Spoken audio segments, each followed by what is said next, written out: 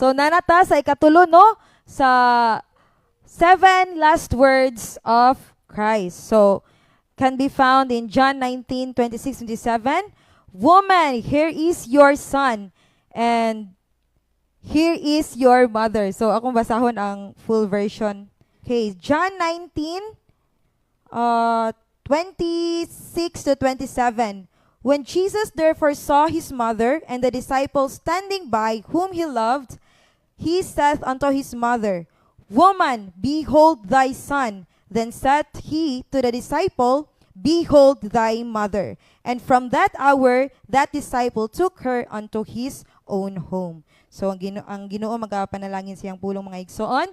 So, naro ko i-share gamay, na bless jud ko mga igsoon nga, naka-attend ko. I think first time na ko naka-try og pray ay kanang prayer and fasting.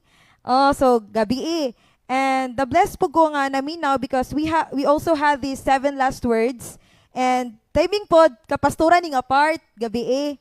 So napo ko'y na-learn. So ako rang i-share po ninyo gamay. So ang message ni Pastora gabi for this ang iyang gipasabot love that sees. So ang Ginoo mga igsoon kanang kakita siya sa imong kalisod, kakita siya sa imong kasakit. And gingon po ni Pastora, love not only in speech but in action. So, kita mahigugma nga igsoon, kibaw na majutana, dili rata kutob storyara, dapat na adyoy buhat. And Pastora also highlighted na how Jesus cared or thought of others first over than his own. Kay di ba ani nga time gadupan naman jud ang Ginoo mga igsoon and then iya pa jung ginahuna ang uban kaysa sa iyang own nga suffering. Kay nasakit bipod siya ato because he was 100% human and 100% God. So kung unsa ang nabati adto as human as we are, nabati sa niya mga igsoon. So we believe that in that moment Jesus knew already how much of a pain his mother and disciples will go through. So, kahibalo na si Jesus at that time, because he was God, kahibalo na siya nga, when he ascends or after he ascends, kahibalo na siya sa pain or sa suffering nga agian siyang mother o sa iyang disciples. Or in fact, in that exact moment mismo mga igsoon, while he was hanged on the cross, Jesus knew and felt the immense pain on his own, on his mother, and in his disciples. So now we know that Jesus loves us. Amen? Jesus loves us. Amen. So if Jesus loves us, how much more of the love that he has for his own mother and beloved disciple na si John.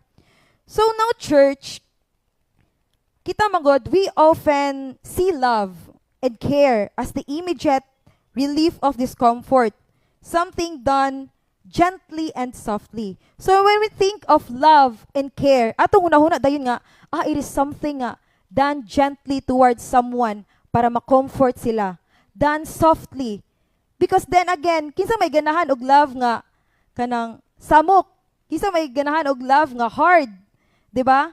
Ganahan jud ta, ta mo consider og love if it gives us comfort. Pa ta mo take nga, love ni gipangga ko niya kay iya jud kong giamuma gyud nga na. Pero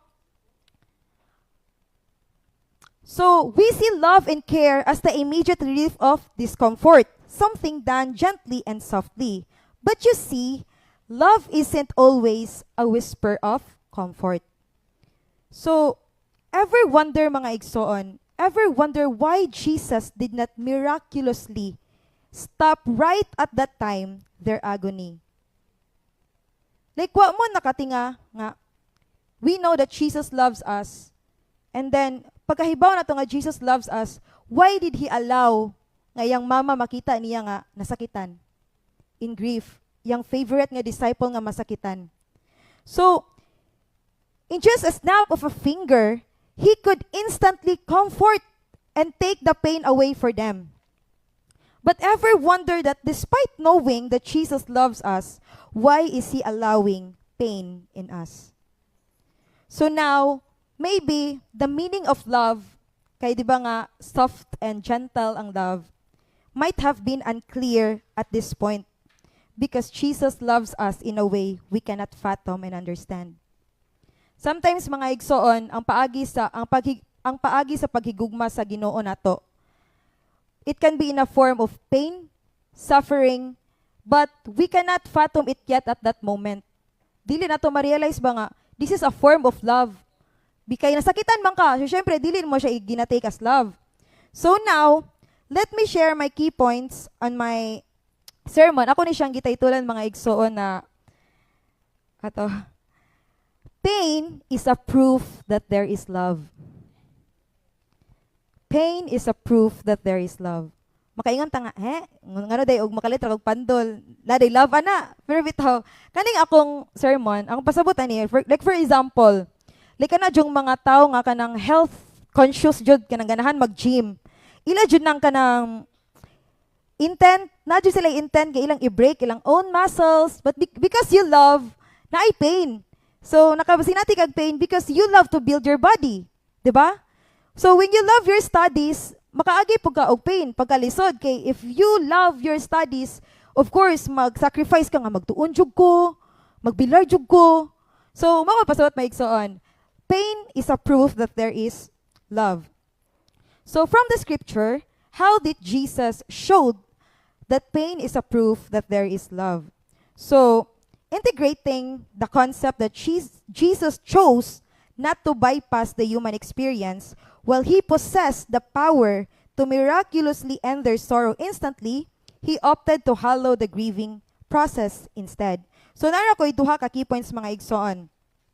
So first, the validation of human suffering. So again, wala gi-bypass sa Ginoo ang human experience. But he can, because he is God. Ang point mga igsoon is that, like for example, kita, if magkalisod ta, kasagaran natong prayer nga kanang, Lord, kanang kuhaan ako, ihawas na ko ani nga kasakit, Lord. Ana, kuhaan na ni nga kasakit, Lord, kay bugat na kayo sa kong dughan, Ginoo. But, makalimot tayo sa mga igsoon bitaw, like, dili na to ma-take, consider, nga, sometimes, ang paagi sa pagtubag sa Ginoo mga igsoon, dili taking the pain instantly. But for you to go through that process of pain para ma-build ka igsoon, for you to be stronger. So first, we have the validation of human suffering. Jesus allows the experience of grief to remain specific and felt rather than using a divine override. So this confirms that pain is a valid part of humans and that our emotional processing is relevant to our spiritual growth. Kaya diba, we have different aspects in life, mga God. We have spiritual, emotional, mental, and dili man pud pwede mga igsoon nga sa spiritual ra ta healthy and then down ta sa uban. Di man pud pwede nga good ta emotional, natay high emotional intelligence, but then low pud ta sa uban. So ang ganahan nga ipasabot sa Ginoo mga igsoon is that emotional processing is relevant to our spiritual growth. James 1:2-4, consider it pure joy because you know that the testing of your faith produces perseverance. So Jesus allowed the pain because it is the core of human experience.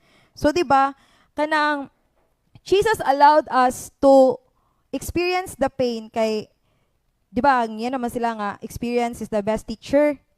Pero mostly jud mga igsoon, we cannot deny nga katudjong experience nga nasakitan ta pag-ayo, mo jud to'y naghatag og dako nga lesson nga adto jud ta mas nakakaton.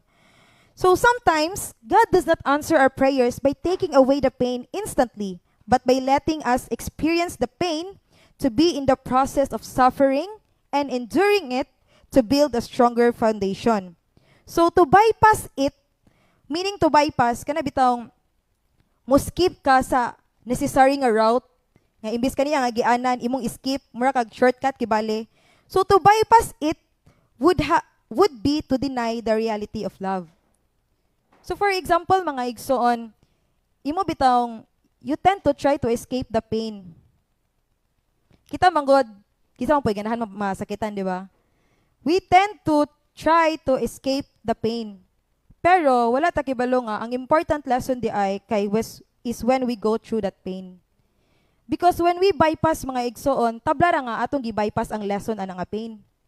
And then, if we bypass the pain, dili na to ma-realize nga there is love in the process. Kay ato magi-shortcut, di ba? So, you cannot have deep love without the capacity for deep grief. So, when you are if you are in that point of your life mga igsoon nga napa mo sa grieving stage or moving on stage or asa mga stage nga nag-include og pain, allow the pain, no? Allow the pain nga makuha nimo ba? Ma-feel nimo. Grieve, no? Cry. So, may gipakita sa Ginoo mga maigsuon ba nga he sees, kita siya. He allows nga kita makasinati tag pain not because he does not love us, but nasayod ang Ginoo mga igsoon nga if kita lang jud mo salig ta nga mo take risk ta nga mo atubang ana nga pain, ang Ginoo magod mo uban nato to overcome that pain. So by validating the pain, the love hidden in the form of being in pain is revealed. So again, by validating the pain. So it's a matter of acceptance pod mga igsoon. If you cannot accept the pain, dili nimo ma-reveal ang love nga hidden ana nga kasakit.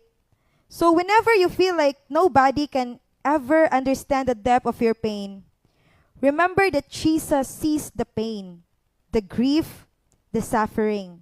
Gingon pa mga igsoon in Psalms 34:18, the Lord is close to the brokenhearted and saves those who are crushed in spirit. So, dili ganahan ng Ginoo ba nga spoon feed bitaw ta? Nga like kasana tong sampit kanang karyot ra gani nga pagkalisod ay like light ra gud siya nga pagkalisod bingon ta dayon magsalig ta dayon nga Lord kuana ni Lord. So what if mag-ana ta ba niya ang Ginoo kay kuha dayon? No? How can we grow? Kay dili man ta moagi into testing. So, Jesus doesn't want to spoon-feed us. He wants us to learn on our experience by His help. So, motang first, mga igsoon, the validation of human suffering. Second is the provision for our sorrows. So, we have, sa first na to, we accept that we suffer, human as we are, but the good news is Jesus provides for our sorrows. Amen? Jesus didn't just die for our sins. He provided for our sorrows. He showed that while grief is a time-bound reality of this world, the accountability we have to one another ensures that no one has to process that pain alone.